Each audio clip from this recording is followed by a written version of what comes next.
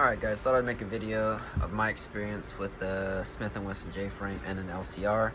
Note, this is a 22 long rifle and this is a 38 Special Plus P, so there are going to be some differences with internals and some of the mechanisms, obviously. This was my first snub-nosed revolver, and I really like the trigger.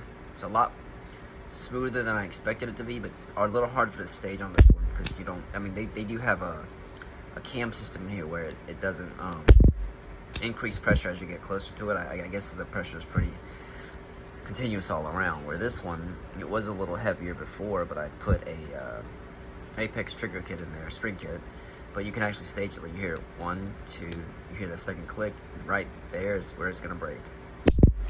So definitely easier to stage that with the double action on there. You can even see the firing go out. This one I'm thinking 14 to 16 pounds. It's a pretty heavy trigger, but that is to reliably ignite 22 long rifle. Now as far as caliber goes, I will leave that up to you to decide for yourself. For me, 8 shots of 22 on a small, concealable, light snub nose is fine for my situation. And if I feel I need more power with less rounds, I do have 5 shots of 38 Special Plus P if I need to. Now if you guys look at the rounds, that is a 22, but I've seen nothing but good results and consistency with Federal Punch. This is my carry around, and I will shoot this more often than not because it's so it's not so expensive versus this is 38. I still have not bought my primary ammo that I'm going to carry for my 38 here.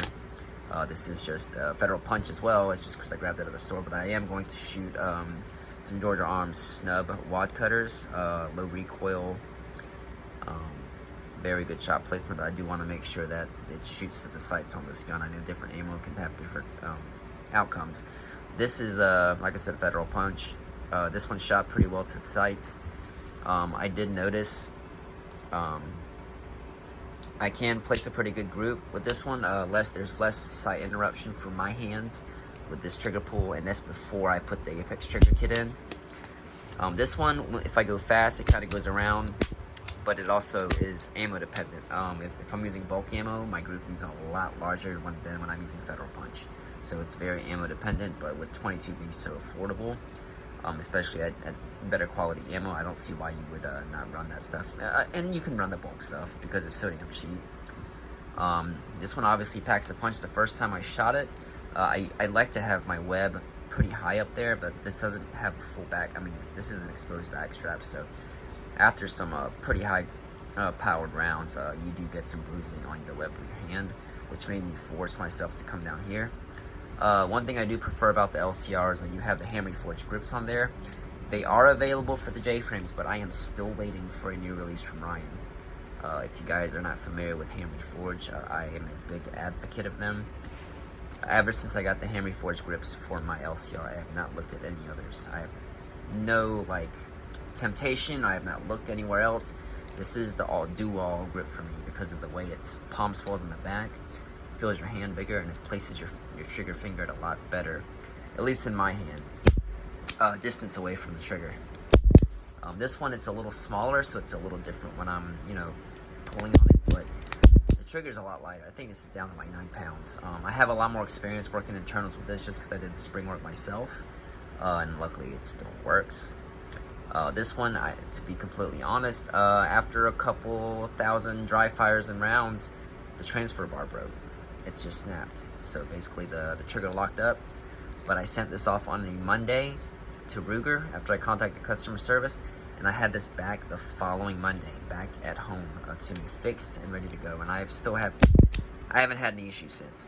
I have seen reports of another recent person who got an LCR with a transfer bar issue, so I don't know if that's like a QC issue that's kind of gone past. I don't know if you kind of got the same batch, but I would still recommend an LCR, although the pricing can be a little higher, and they're a little harder to find used. This one is a used 442 I got locally, and the pricing was awesome. Honestly, I don't think you could go wrong with either one of these. Either one, I would definitely recommend the Hammer Forged grips. If you guys need to know why, you can just let me know. I can give you my take on it. That's just my opinion. But yeah, these are two solid snub-nose revolvers. I can't decide which one I like better. They're just awesome. So if you guys are kind of torn between the two, just find a local deal or just flip a coin. I don't think you can go wrong with either one. But yeah, let me know what you guys think. I love these two guys, and yeah, I love carrying them.